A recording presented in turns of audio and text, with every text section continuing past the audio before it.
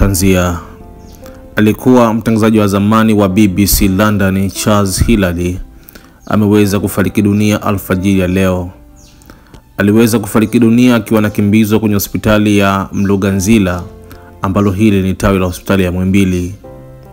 Charles Hilary alikuwa afisa habari na msemaji mkuu wa serikali ya Jamhuri ya Muungano wa Zanzibar. Lakini mnamo mwaka 2013 hadi 2023 aliweza kurudi nyumbani Tanzania na kuhudumu pale Azam TV. Lakini 2012 alihamishwa kitengo cha UTV. Aliweza kuhudumu kwenye idara tofauti kama vile michezo, bila kusahau taarifa ya habari. Vile alikuwa mhariri wa vipindi pale Azam TV.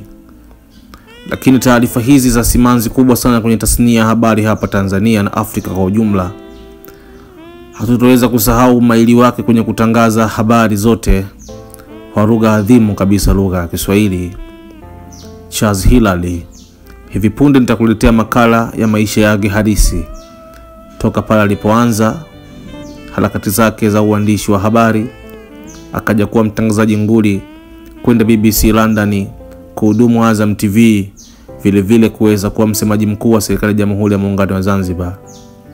Lakini kwanza, kabla ya yote, usisahau kusubscribe channel yako hii nzuri kabisa Bongo, ili uwe wa kwanza kupata makala hiyo pale pindi tu itakapoweza kutoka.